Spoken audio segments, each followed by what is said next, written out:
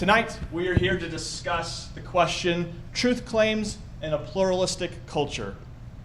The world we live in, the discussions we have, even the way we think, has changed over the past 50 years, in part because the world has shrunk. We live amidst, converse with, and are shaped by a plurality of cultures, worldviews, and philosophies, informal and formal.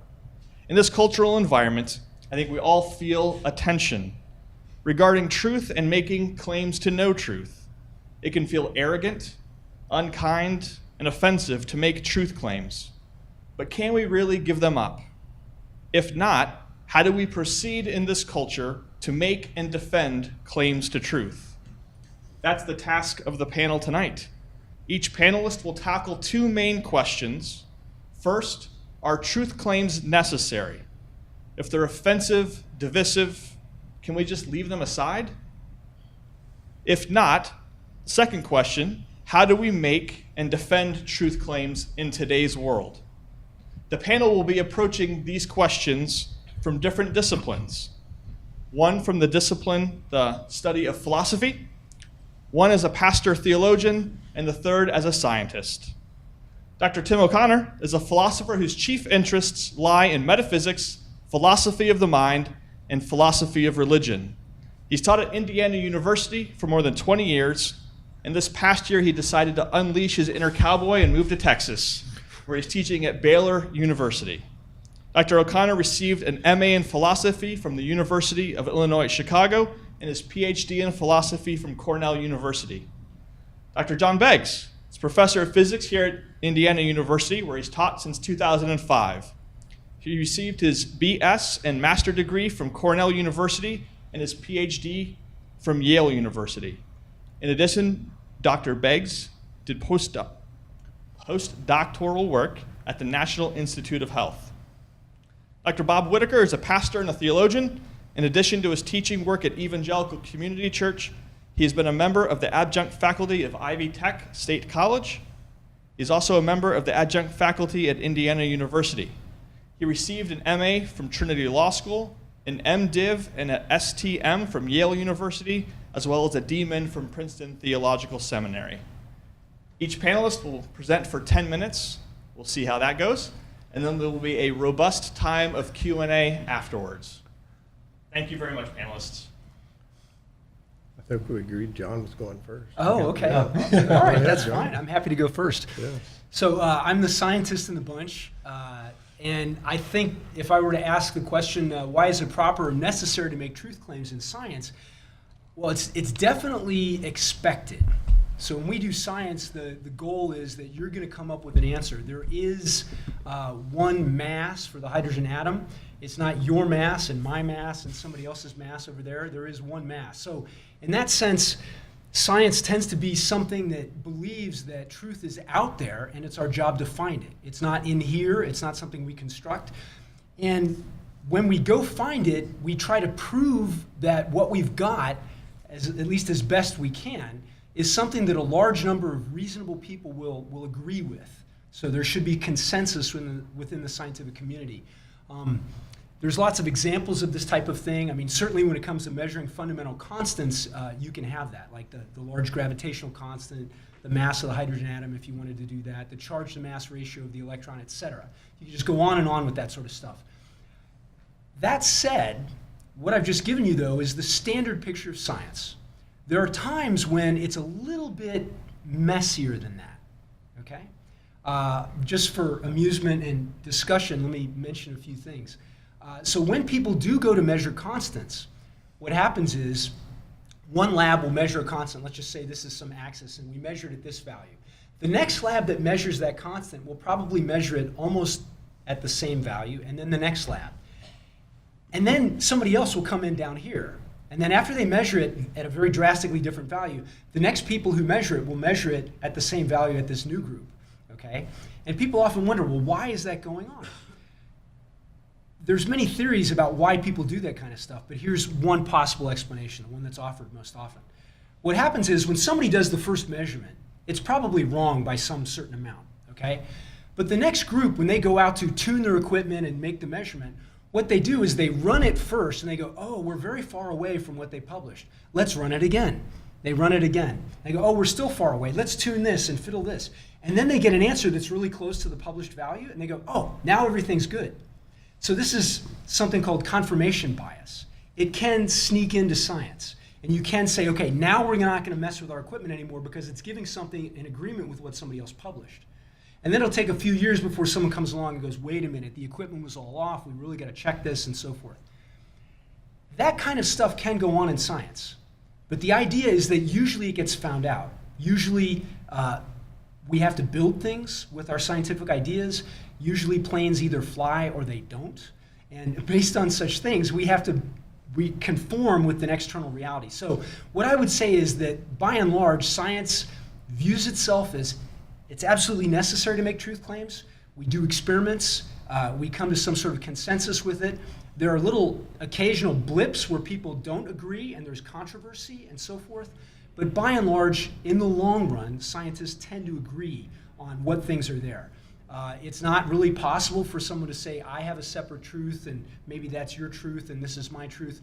In the end, it should all be settled by experiment. We believe in experiments so strongly that certain branches of science right now that don't have contact with experiment are starting to get doubted by many people. One of these areas you might have heard of is called string theory, and it's very elegant. It's a very fundamental form of physics that tries to explain why the laws of physics are the way they are. The problem with this theory is it's not very easy to test it. It's extremely difficult right now. We don't have the power, the energy, the apparatus to do it, and we might never have the appropriate apparatus to test this theory. In that sense, many scientists are saying, should we continue to invite people to create more string theories? Should we really invest in this? There's a lot of doubt right now, and over the past 20 years, many people have become increasingly skeptical of string theory. So this might be an example of the point that I'm trying to make, which is ultimately scientists must conform to the external reality. That external reality is unitary. It's not pluralistic. It's something that we all have to come to agree on. In string theory, if it can't make contact with experiments, which is the primary way which we validate things, it's probably going to disappear after a while. I think I want to mention just a couple of other really quick points on this. We should make a distinction between different theories in science and different methods. Okay, so different theories would be, I think the Earth is flat versus I think the world is round, or I think the Earth is at the center of the solar system, or the sun is at the center of the solar system. Those are different theories. Different methods happen all the time in science. I happen to do neuroscience and physics, and so I'm constantly blending methods from these two different disciplines, and so there's going to be different viewpoints that people have. That's not really what we're talking about here. At least that's not what I'm talking about. There's sometimes where one theory, let's say Newtonian physics, will be superseded by another theory, Einsteinian physics, relativity.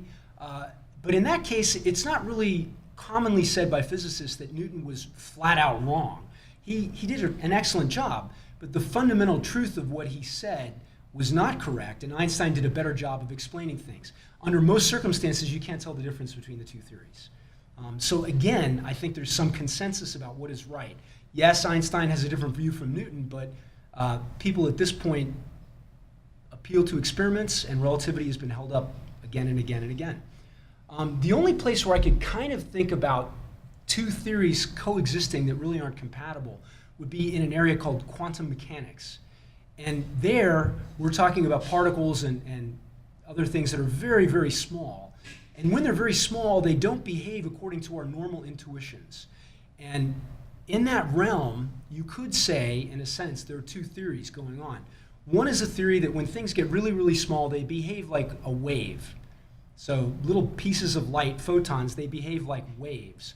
When you pass them through a little grating, they show properties like waves. You can bend them. They have spectral properties. There's lots of stuff that makes it look like they have waves as the best descriptor for what they are. But when you come to little particles of light, the photons, they also behave like little billiard balls in some sense. They're like little particles. And there's some experiments where you can do, and it looks like the best way to explain it is they're little particles. And other experiments that you can do where the best explanation looks to be that they're waves. Physicists have come to live with this, and feel happy about it, but I think nobody really feels that this is at the state where we feel comfortable with it. We'd love it if someone came along and said, this is why it looks that way there and that way there. Someone would go, oh, thank you. Oh, wow, that's really resolved things. So people like Niels Bohr, who did a lot in quantum mechanics, he said anyone who thinks they understand quantum theory is basically blabbering. They don't know what they're talking about. So even the people who constructed quantum theory have lots of problems with it. Does that mean that reality is fundamentally pluralistic? Maybe not. It might just mean that we haven't gone far enough to actually see the fundamental underlying reality of it. So I would present this basic, I'll end on this basic picture of science, which is that, yeah, we're pretty much in the camp of there is an external reality, and if you do your experiments properly, and if you get a lot of people together and we have some sort of consensus, then that's our best grasp at what the truth is.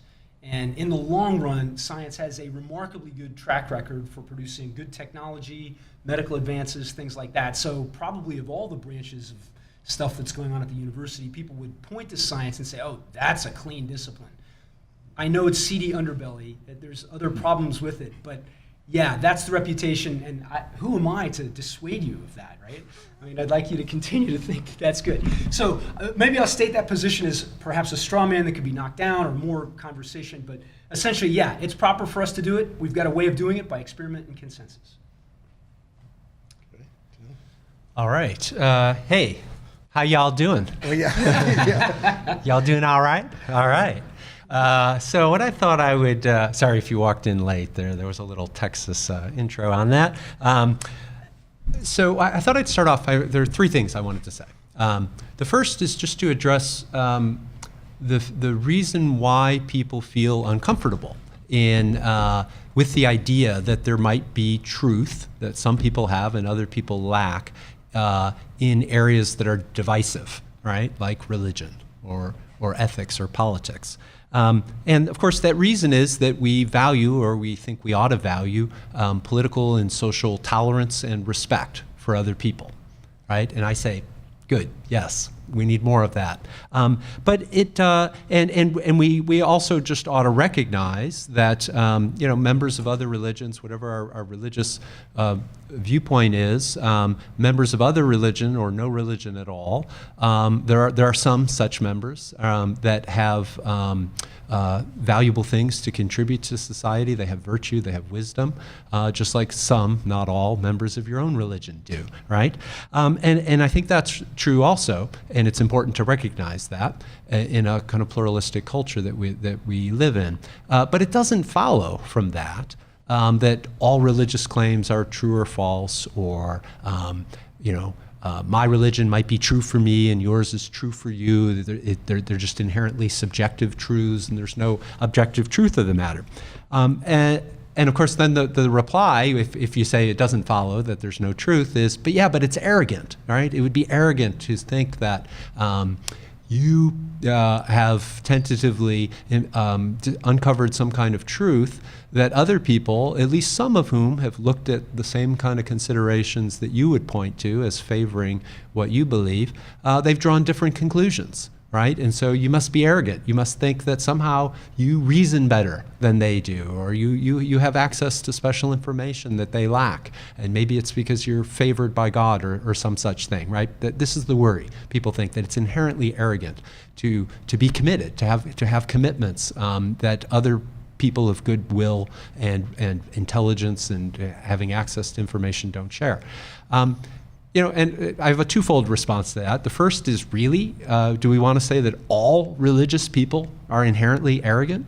That's the vast majority of people on the planet that have ever lived, right, have been religious in some form or other, right? And sure, there are a lot of arrogant religious people because there's a lot of people, and arrogance is, there's a healthy dose of arrogance among human beings. But it's not inherent. We all know, surely, devout religious people who are not arrogant.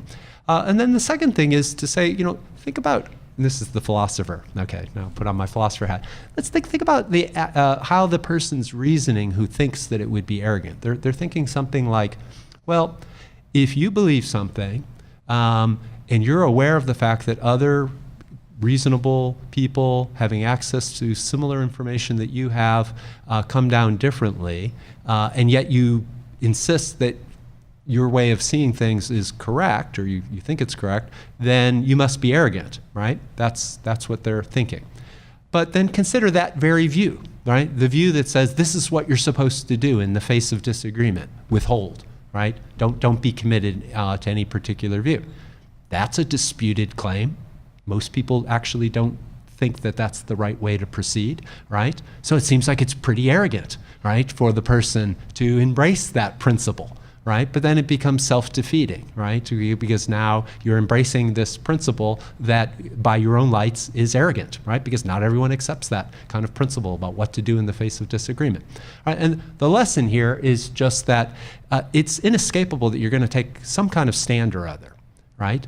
And you cannot, there's no kind of position that you can take that is somehow immune to rational criticism.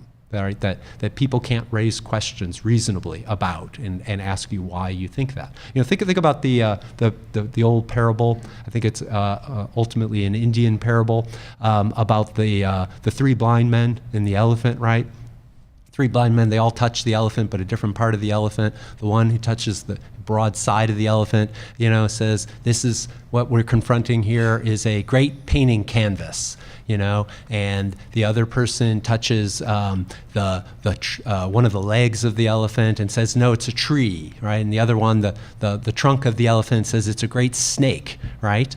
And of course, the story is, you know, we're invited to kind of smile and say, you know, they all got part of the truth, right? But they are foolishly supposing they're grasping the whole thing, okay? But what we rarely do is say, who's telling us this story?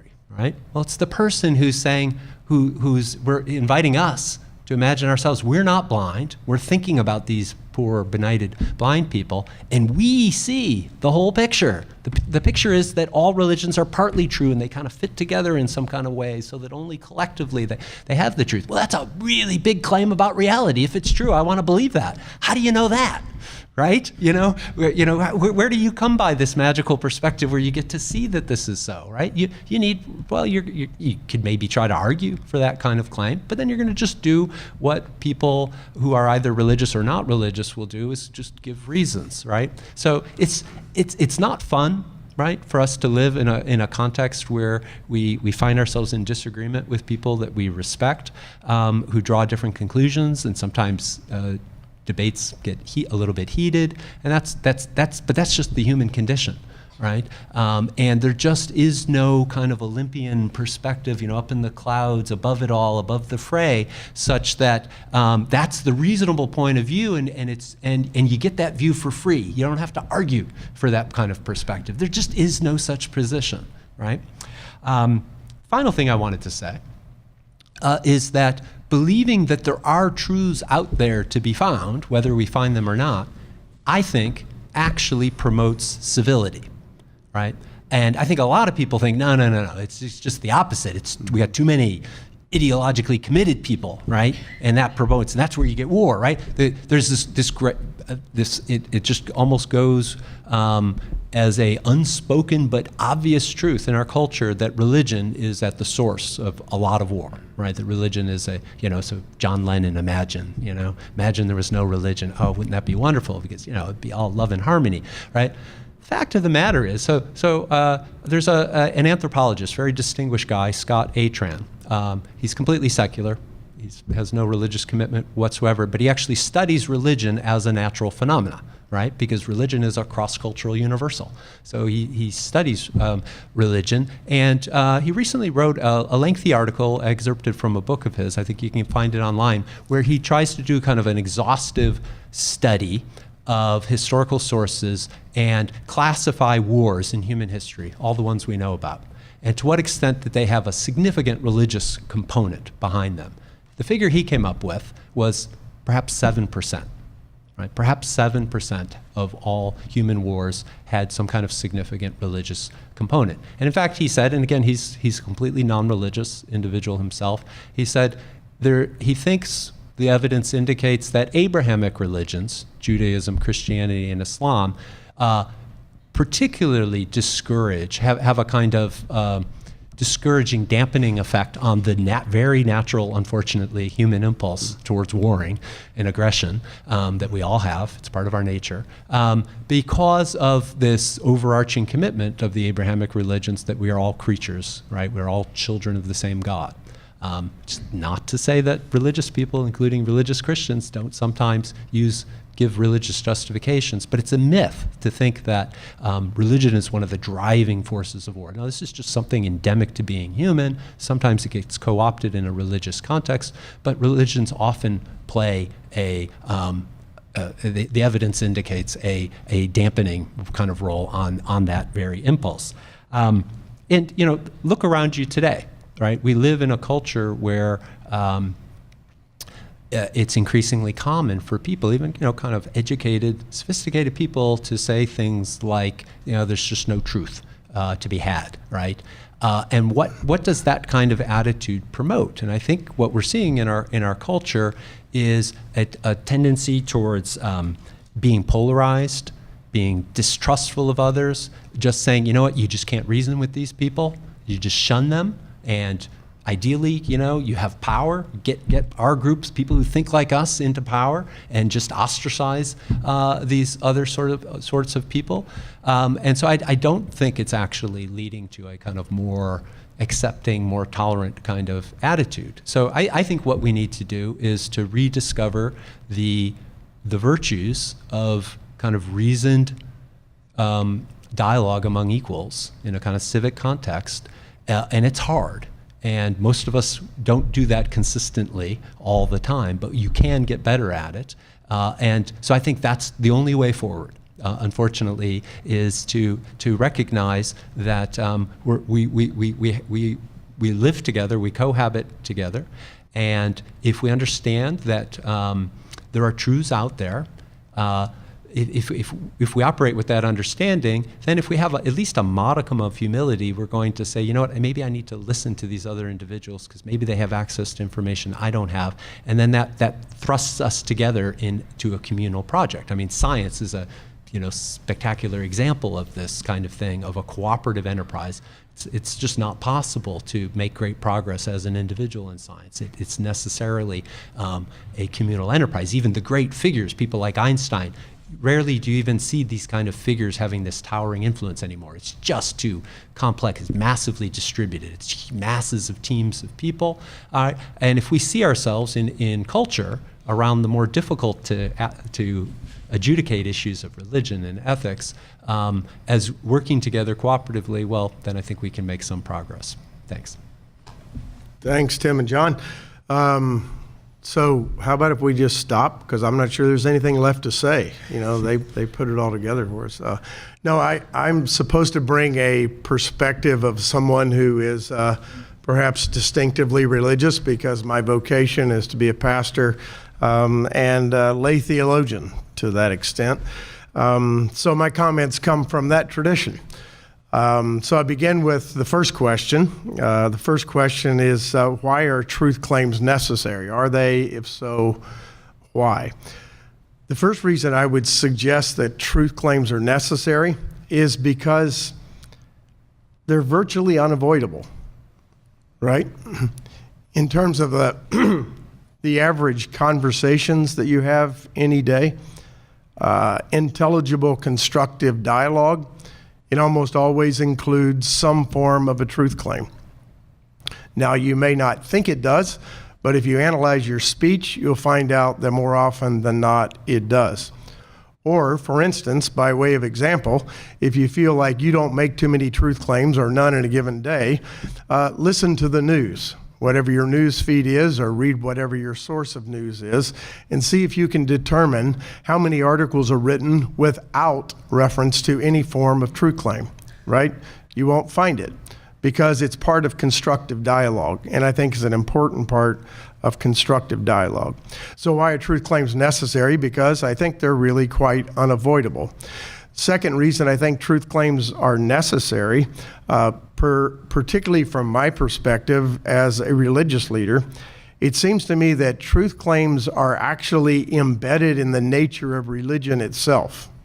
In other words, to be involved in any religious practice or in any religious dialogue or in any religious community, you have to have accepted or affirmed a truth claim in order to really be a part of that religion. It just comes with the territory. For instance, a perfect example, simple example of this would be if you said, God exists, right? That's a truth claim. Okay, I just made a truth claim. God exists.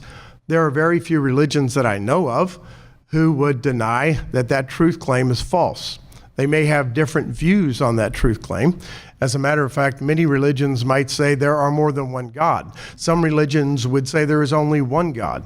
The point is, to be a part of religious community, it's almost inevitable that you accept a truth claim of some sort or another. It could be a widely divergent truth claim compared to some other religions, but you're probably going to accept some sort of truth claim in order to be in religious community or religious dialogue. The third thing I think is the reason that it's necessary to make truth claims from my perspective. And again, I come from a distinctively Christian perspective, obviously, with my vocation and my personal convictions. Christianity, as a matter of fact, it must make truth claims. In other words, to be a Christian, there is an inherent demand that you accept truth claims and that you make them. So if you're going to be a Christian, you first have got to accept the words of Jesus. And he made multiple truth claims. I am the way, the truth, and the life for one, right? And there are many others. So in order for me to enter into the Christian religion, I have to accept the truth claims made by another, namely Jesus Christ. But there's more to that than just the accepting of the truth claim. That's why I say it's necessary to make the truth claim. I have to not only accept the truth claim, but if I'm going to be a Christ follower, I actually have to proclaim the truth claim, right? In other words, I have to accept the words of Jesus, and then I have to take it as my responsibility, being a Christ follower, a disciple, to reproduce the truth claims of Jesus. Or, to put it another way, in the words of Jesus, I need to go into all the world and proclaim the gospel, share the gospel with everyone. In order to share the gospel with everyone, it's inevitable that I have to reproduce the truth claims of Jesus. So first, I think truth claims are unavoidable. Second, I think they're embedded in the nature of religion, even if it's not Christianity. Third, it seems to me that Christianity demands truth claims of its adherents. And fourth, I would note that whether it is Christianity or other religions, but particularly Christianity, truth claims are the basis of religious community. In order to enter into community, religious community, you accept certain truth claims. And then when you gather together in religious community for religious worship services, you represent the truth claims, either by proclamation through preaching, which is my job, or through singing, or through the reading of Scripture, or through the proclamation of a creed. So it's a communal activity to take the truth claim that is yours and reproduce it for those who are followers of a particular religion. That's just the nature of religion. The second question, major question we're asked to address is how should we express truth claims? If they're necessary, and I believe they are, and unavoidable, the question then becomes how to do this, right? What's the methodology? And I want to say something about that by using contrasting themes. It seems to me that the way to express truth claims is to, instead of thinking about the word declaration, think about the word dialogue, okay? Declaration versus dialogue. Declaration is not necessarily negative, but it does have negative overtones, especially now. Negative overtones associated with politics, negative overtones associated with fundamentalists in any religion, negative overtones with hate speech, all kinds of negative overtones that are associated with declaration. A declaration doesn't have to be necessarily negative. On the other hand, it might be helpful for those of us who embrace truth claims to move towards dialogue rather than declaration. Because when we move towards dialogue rather than declaration, we actually are in a conversation with someone else. We're inviting a person to come into a conversation to examine a truth claim that we hold dear or perhaps that they hold dear. And in that dialogue, rather than the declaratory sentence, in that dialogue, I think the possibility of real consensual truth might emerge more than through declaration. The second way, it seems that we might use our expression of religious or truth claims, and from my perspective, religious truth claims, is instead of engaging in aggressive arguments, we engage in what I'm calling charitable listening, right? So the dialogue theme continues in point number 2. Aggressive arguing, it seems to me, is basically a particular person trying to prove another person wrong. Right? And sometimes, unfortunately, at any cost. Sometimes it's the truth that suffers because you want to win the argument. My suggestion is aggressive argumentation, right, as it relates to truth claims, is probably not the best approach. Perhaps the best approach is what I'm calling charitable listening. And charitable listening essentially is this: it seeks to understand the other. It seeks to get inside the mind and the heart of the other individual who is perhaps in maybe real disagreement with you. In order to get inside the mind of that person, you have to listen charitably. And as you listen charitably, 2 things happen. One, it becomes clear how you're different, right? Because you probably didn't understand to the depth that you needed to understand your differences. 2, you begin to understand your own perspective better. Every time I'm in charitable dialogue with another person, I learn so much, not just about them, but about me. And it helps me to understand how my truth claim ought to be shaped in public discourse. So this kind of charitable dialogue, understanding the other, entering into that conversation, seems to me one of the better ways to express truth claims. The third way I would suggest that we ought to express truth claims, those of us who think that it is necessary, is to move from arrogance to humility, right? And one way to do that, if you are like me and you hold a lot of convictions concerning God and Jesus Christ and the Christian faith, one thing I must do if I'm going to move from arrogance to humility is to admit that my truth claim, what I'm telling you, what I actually believe, I might be wrong about it. It doesn't mean I believe it any less, but in humility, I have to communicate to you that I am not infallible, that I'm seeking the truth. And as I seek the truth with a fallible mind and a sinful heart, I might be wrong. Second thing I think it's important to do if I'm going to communicate a truth claim well is that I must admit that in my history of the church I love, there are many times that we were wrong, desperately wrong. And some of those times when we were desperately wrong, we put all kinds of harm on other people. That's part of a humble dialogue when I advance a truth claim. I think a truth claim in humble, not arrogant dialogue, not argumentative, but charitable listening, not necessarily declaration, but dialogue. I think in those conversations, the truth really begins to emerge. I think this charitable dialogue has not been modeled very well by some people in my Christian tradition. I think for a long time we've been more apt to declare than to dialogue. And I think that there is real promise in dialogue. I think that 2 things can happen in dialogue. Number 1, you can understand the differences and embrace the diversity, right? If I understand how different you are from me, then and only then can I embrace the difference well. But the second thing is in dialogue with the person who may disagree with me, I might find common ground. Common ground from diverse perspectives that we can unite around to advance the common cause, the common good. I end with just an illustration.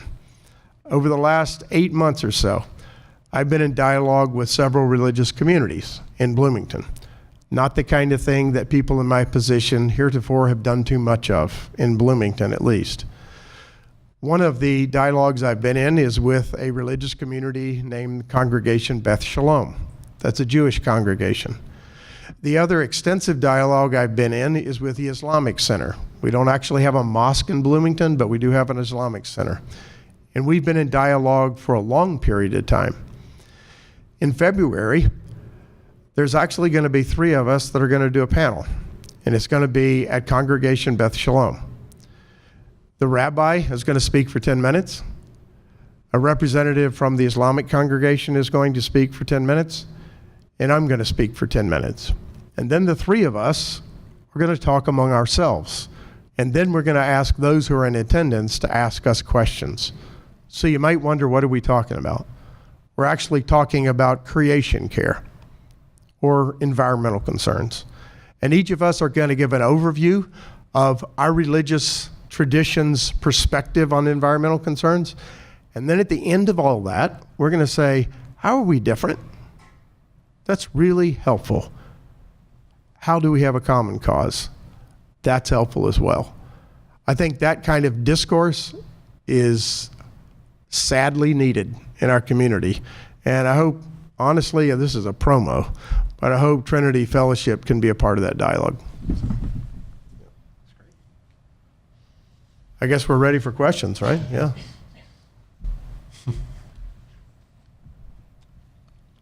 Josiah's got the mic because we want to be heard. We want you to be heard, so he's going to walk around. So can I ask a question if no one else out there asks a question? So one of the things that really strikes me is that it seems that people are these days much more in the camp of thinking that everybody's got their own truth. Whereas it seems like, I don't know, 15, 20 years ago, people believed that, oh yeah, this is true. And now there's this thought that you're really arrogant if you claim something. Mm-hmm. Has there been a shift? And if there has been a shift, what do you guys think has caused it? Why have things changed so rapidly lately? You blame it all on Nietzsche or what? Yeah, well, I'm not sure that I know the exact origin of it, but I think social media, I think there's good reason to think, has intensified this. You know, people who are my age, I'm slowly getting to that point where I'm starting to talk about people. Oh, this is scary. This is terrible. Okay, I'm reflecting. I'm getting older.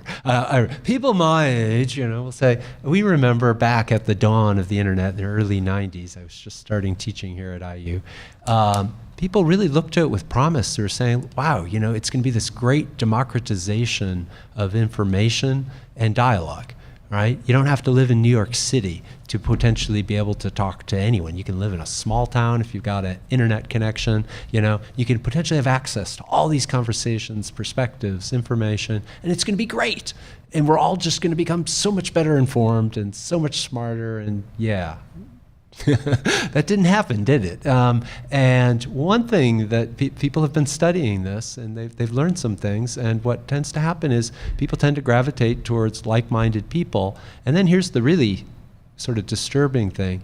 When you're in discussion with people that have broadly share your opinion, you know, so say a bunch of Christians talking, you know, that have broadly similar theological commitments, or a political, you know, people that share some kind of political sentiment, you might suppose, well, you know, people influence each other, so everyone will kind of move towards the mean, the middle of that group, right? No, actually they tend to gravitate towards the extreme of that group. This has been very well documented again and again and again.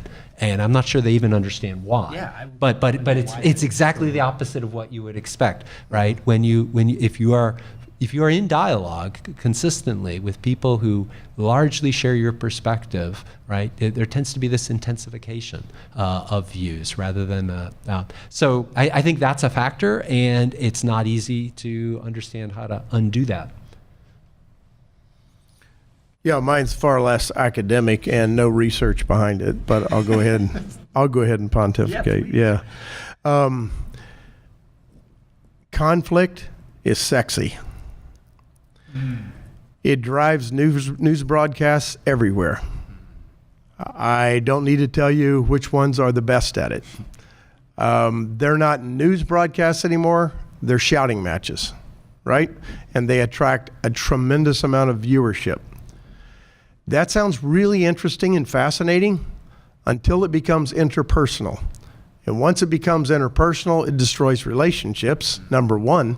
And number two, because the dialogue is so shrill and such a shouting match, it appears that there is no such thing as truth.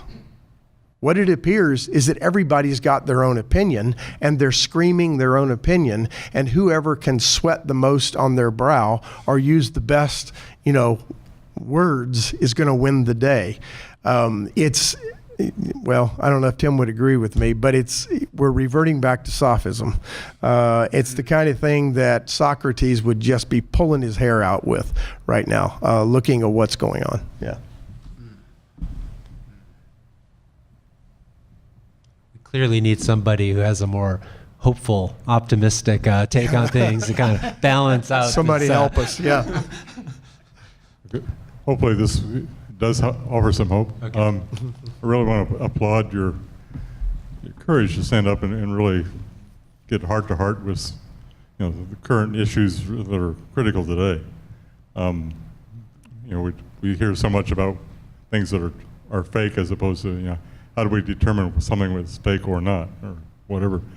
But I think probably not necessarily for this event, but a future event, would be to explore how the process that developed the truths of Westphalia emerged, because we see Luther standing and nailing his 95 points on the cathedral door, and it sets off this incredible conflict between the Catholics and these new fangled ideas. And the Catholics said, well, we're mighty and we're strong, and we will just crush this with our military. And after 135 years and killing up a third of Europe, everybody gave up through some type of dialogue process. And what was that? And what made it possible for them to just set their conflicts to one side and move to a new direction?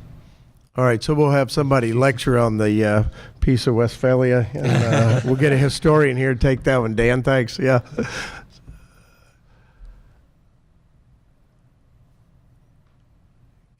We have somebody. Somebody's going to right speak up to that. Yeah, right here. up, or whoever. Yeah.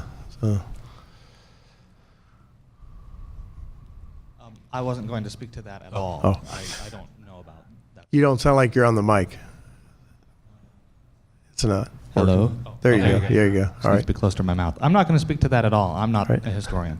But I was wondering, so all three of you have talked about truth claims and the need for truth claims, as well as how to actually go about making truth claims. But it seems to me that in our society at large, there's two different ways of looking at truth claims. So I think most people in our society would agree that some amount of truth claims are appropriate and necessary. And I think the science end of things is one example of that. But where people's hackles get up over truth claims, to me anyway, seems to be more in terms of things that are nowadays considered to be social constructs, socially constructed ideas, which are come up with sort of democratically. They just sort of emerge, and that's the way they are, and that there doesn't have to be a truth claim underpinning those sorts of ideas. So I was just wondering if you could, any of you, speak to that distinction. You've got truth claims about the way the world is fundamentally, and then you've got other things which are considered to be more socially constructed. How do you deal with that and with making truth claims about things that maybe morality issues, for instance? Who wants to take it? Go ahead. I can start it, I guess. Yeah. So I think the idea in science is that, yeah, we've got a method, we can establish something, and so there it is, it's true. But that doesn't mean that everything outside of science is now just total garbage and we should forget it. I think that we have to live lives under constraints of, time pressure. I've got to make a decision. I've got to make a decision in my life, what moral system will I use? And even if I can't come to scientific truth, and science, by the way, is an extremely narrow way of viewing the world. But if I can't come to a scientific truth about what ethical system I should use, there's still a lot of thought that ought to go into it. And I also would say that sometimes I hear other people, or I've heard my previous self, and I've said, that's bad thought. That's incorrect thought. And I think I really loved what you said about dialogue. And I agree with that. And I hope that what we should get to is also a point where we're not afraid to say, hey, I don't think that makes sense to another person. And because I know that there have been times in the past where I've had a certain ethical system and it didn't really make sense. And I thought about it and I heard from other people, and then I kind of changed that. There isn't a scientific absolute truth when it comes to ethical systems, I would say. It's not a part of science. It doesn't get published in scientific journals. But still, we're compelled to think about it. And we're compelled to think rightly about it. And if my system has inconsistencies, it undermines itself, I should discard that. So I would love to see more dialogue, definitely in the spirit of humility, but also humility, and you probably didn't exclude this, but humility where we can critique each other in a way that's honest. I had an interesting dialogue with my nephew a little while ago, and he said, all religions are basically the same. And I go, well, that can't be true. And I said, well, what if I just went into the backyard and I found a flower and I said, I'm going to start worshiping that flower as God? Would you take me seriously? And he said, yeah, I would. And I thought, no, you wouldn't. And we started talking about it. And I said, you got to be able to tell me when I'm wrong. You got to be able to tell me when I've got contradictions. Even if it's not science, it can still be false. There's stuff that's out there that's false. And I think that a humble discussion of that should at least admit certain people saying, hey, I think you're wrong. Maybe I'm wrong about it, yeah, but let me lay it out on the table. I think you don't have enough evidence to back up what you've got, or I think you've got a system that's self-contradictory. So we're all compelled to live lives that involve ethical choices. We can't avoid it. And we're also, I think it's incumbent upon us to think clearly about these things. Yeah, I was going to add something, which is, it's a big claim for someone to say, everything having to do with the sphere of religion and ethics is all socially constructed, right? It's actually an empirical claim. It's a kind of claim that a scientist could kind of look at and have some evidence, at least, that would potentially speak to that claim. Is that true? Is that how these ideas all came about? It's all, fabricated from whole cloth. None of it has to do with a kind of native, cross-cultural, universal disposition to think certain kinds of ideas, at least at some level of generality. And actually, I think it's false, right? I think the certain very fundamental moral notions, certain basic concepts of fairness, right? We see cross-culturally in very, very young children have these notions. So sure, there's variability, and sure, it's a reasonable thought that, sometimes we overproject. Right? We kind of wrap our moral convictions together with things that are almost just kind of cultural emphases that we're comfortable with. If you live in New York, a certain brusque, fast-paced way of living is considered perfectly acceptable. People get very offended in the South. If you interact with them that way, don't stop to say hello. Is that a moral, a kind of deep moral difference and one of them is right?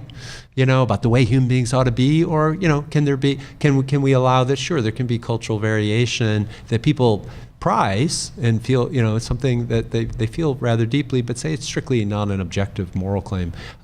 So we can be a little more nuanced, I guess is what I'm driving at. And I think most people, even, it's only in the academy. I think George Orwell said, some things are so outrageous only an intellectual could possibly believe it. To say something like all morality, there is no such a thing as objective good. So really, Nazi Germany, Soviet Russia, these are not objectively bad states of affairs? Nobody thinks that, right? And often people who want to say that these kinds of things want to critique our own culture, right? They're trying to push us to be a little more critical and reflective about our own culture, but that means they think there are some things that are wrong, potentially critiquable, morally critiquable about our own culture. And then, finally, as John says, religions make a lot of claims about supernatural reality. They could all be false, right? They can't all be true, but one thing's for sure, right, is they're factual claims about reality. Either our world originates, in a transcendent, unsurpassably good, omnipotent, immaterial reality that is God, as traditional theistic religions claims, or it did not. That's a fact. It's hard. You might worry about how do we decide that question if we're uncommitted, if we're neutral outsiders, but it's a factual claim about reality. Yeah, Steve, I appreciate the question because you identify the fact that it gets murky, right? Strictly moral claims have morphed into socially constructed manner kinds of things, and we argue as if they are equals sometimes. Or we refuse to argue about them because we think they're equal, so none of them matter. I know that happens.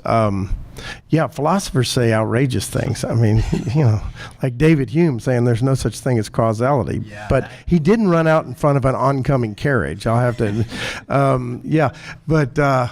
no matter. It seems to me, though, I'd like to use an analogy. I know one friend of mine here may critique me at the end because he's a lawyer, but the idea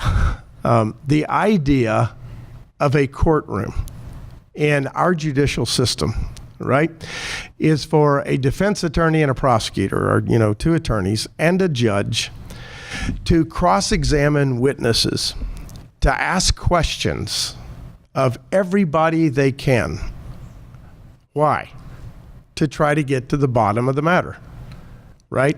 And at least in terms of the philosophy of law, the idea is that really good cross-examination doesn't win cases. That's not the point. The point is really good cross-examination allows the truth to emerge. It comes to the surface, right, after the cross-examination takes place, which is why I think charitable dialogue on every level is so strategically important, whether it happens to be socially constructed ethical norms or whether it might fall under the category of classical morality. It seems like charitable discourse about those things in rigorous, you might call it dialogue, is the only way for truth, if it's out there, to emerge, right? Just one last thing. I think it was Wittgenstein that said, I think to acknowledge this is sometimes helpful in an ethical dialogue. Wittgenstein said, all ethics is essentially transcendent, or something like that. In other words, there is a category, right, of transcendent truth when you're talking about ethics. That's helpful to acknowledge, but not everybody's going to. Yeah.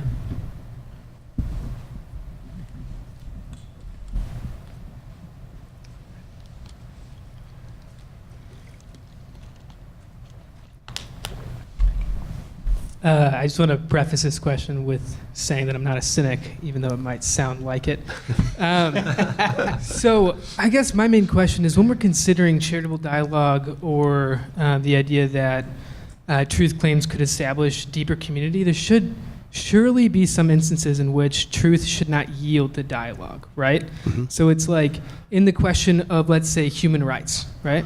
So I think Abraham Lincoln said something to the effect in his second inaugural address that, both the North and the South have the same Bible and reach different conclusions, and we're willing to fight to the last drop of blood to, unite the Union under the truth, right? So, what in what cases should we not yield the truth to this discourse?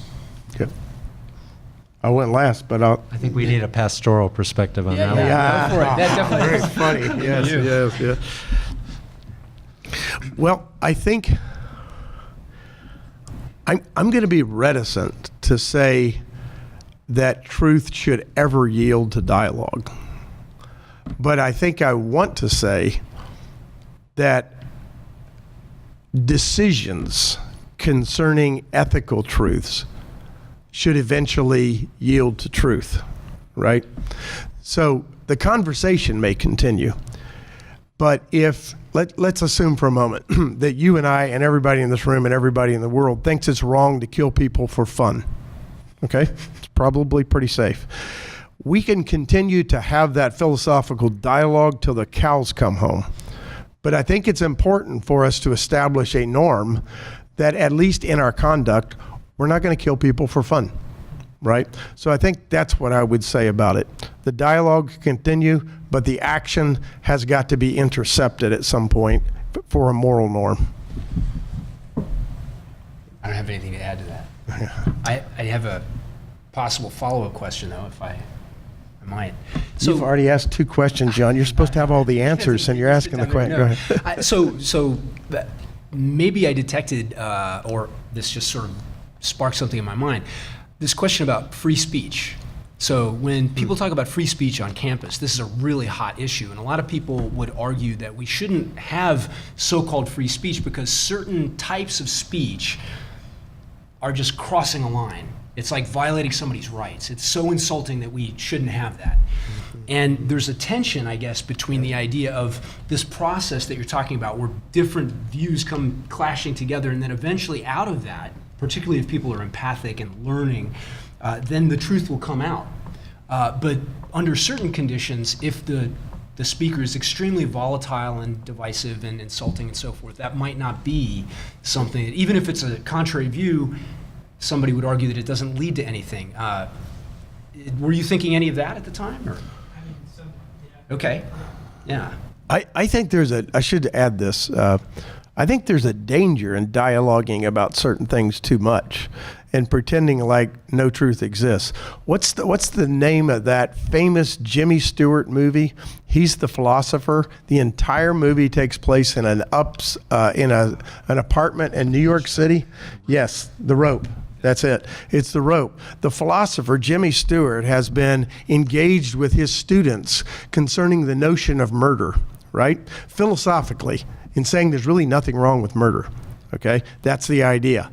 Well, when they are having a dinner party at Jimmy Stewart's house or somebody else's house, there is a table, ostensibly a table with a tablecloth over top of it. What nobody knows, except till the very end, Jimmy Stewart discovers, is that the body of their missing friend and student is inside a casket, which actually is the table.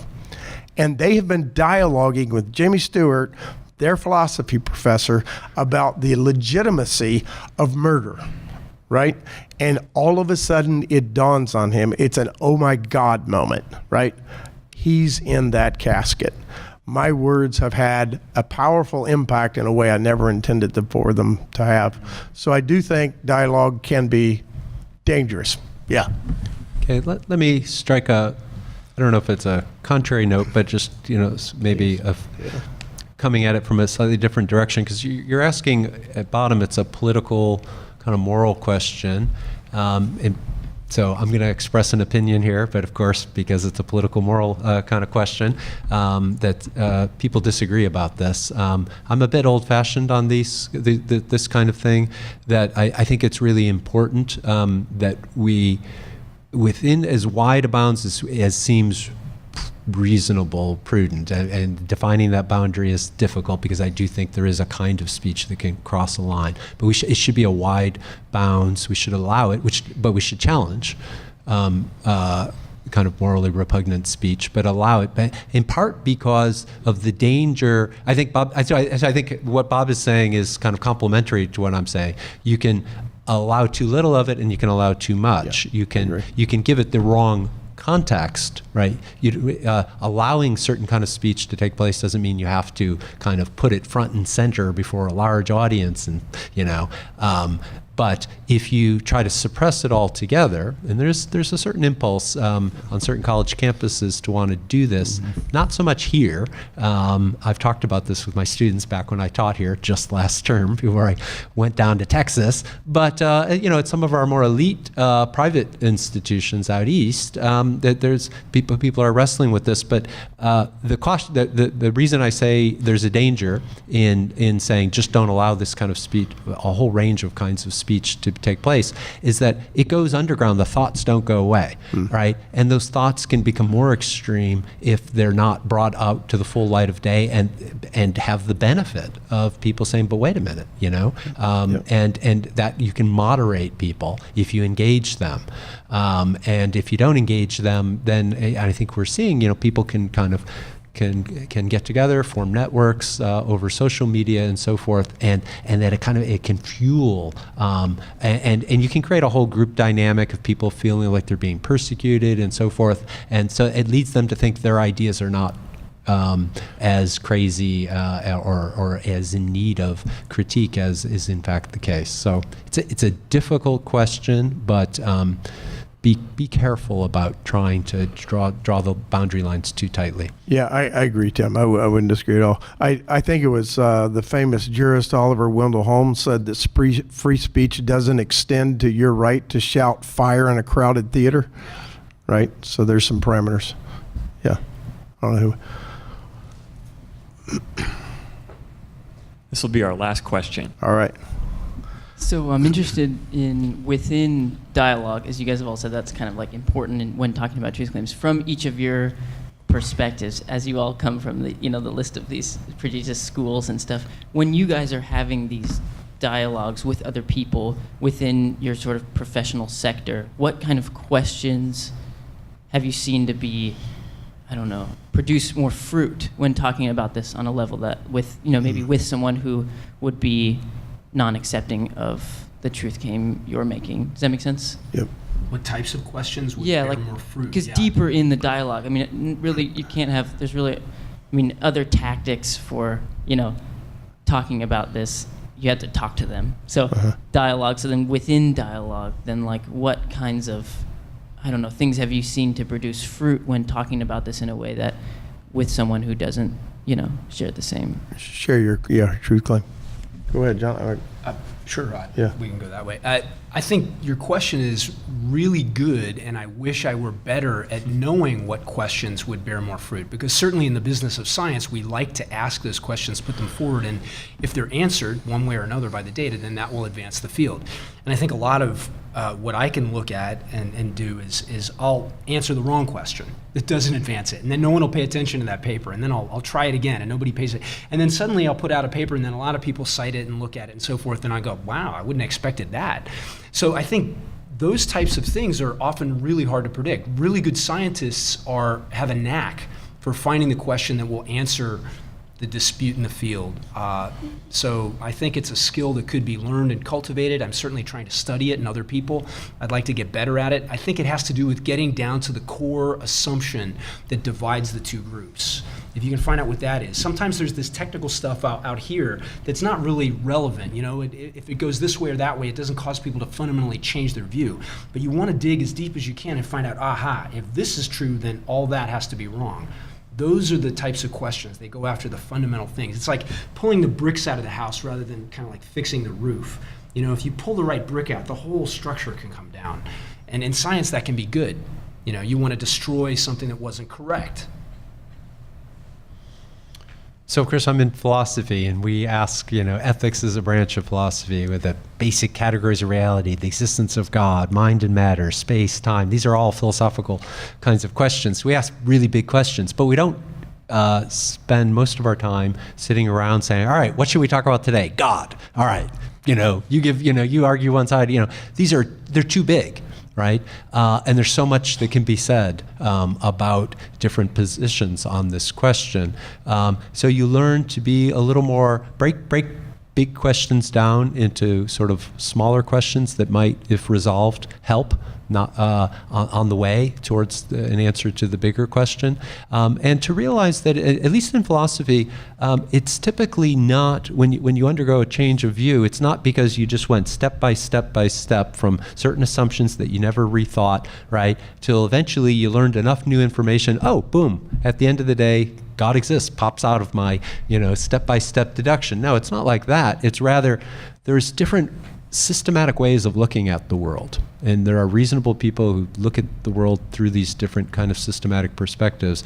And sometimes you can benefit just from spending time thinking about the world from the point of view of someone else, and why they think about it. How well does it hang together? What kinds of questions does this kind of view of the world not seem to be able to answer very well?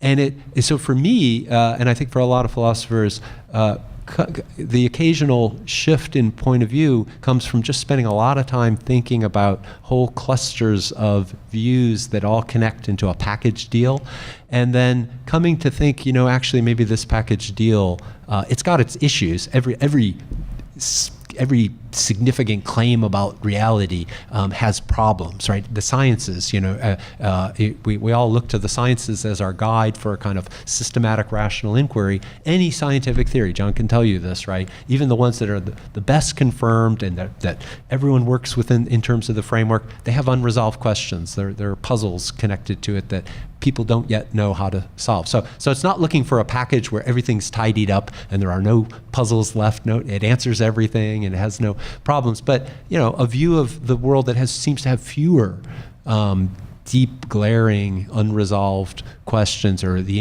inability to speak to certain things about the human condition. Well, that's a big strike against it. And so yeah, I'd recommend. But that's a procedure that requires the kind of thing that I think Bob was trying to articulate: repeated dialogue, where a lot of the time you're just trying to understand this other kind of view. Ask questions in a charitable way. Just help me better understand how you're thinking about these things, so that ultimately I'm interested in saying, is this a view that I want to possibly take on? Yeah, so I would say three things. Number one, approach every conversation as an individual, right? With an individual. So more often than not, when I am the best at speaking into someone's life about a particular thing, it's when I'm speaking into their life, emphasis on their life, right? In order to speak into their life and have that conversation, I have to know them as much as possible in order to be effective. That's the first thing. Second thing is I've got to ask more questions than I give answers. So you've always, you've heard that adage, give 3 compliments and then a criticism, something like that. In other words, to ask them questions. There's 2 things that happen there. It allows them to articulate something to you, their particular truth claim themselves, their belief system. It also helps them to, and they do this themselves, it helps them to see the problems in their particular perspective. As you've had that experience before, right? Somebody's asked you to explain something, and as you start to explain it, you think, oh my gosh, this doesn't sound very good. I thought it sounded all right up here, right? So you engage people in dialogue that way. It helps them even to sort of see the difficulty with their line of reasoning, right? So I would say, first, address the person as a person. Second, ask questions more than you answer. And third, I would say, enter into story. So there's a book that someone wrote a number of years ago, at least 20 years ago, and it was about Jesus. And the title of the book was, He Taught Them with Stories. So think how many times Jesus or another incredible teacher teaches with stories, right? So when you enter into their story, you share your story with them, and you speak in the story, you're probably a lot better off in terms of making progress. So now here it's the last question, but we'll hang out and ask questions individually of each other if you want. Absolutely. You guys are definitely not off the hook yet, so please stick around. They are more than willing to, an hour or 2? I'm kidding. To engage with you afterwards. If you have questions, please join me in thanking the panel.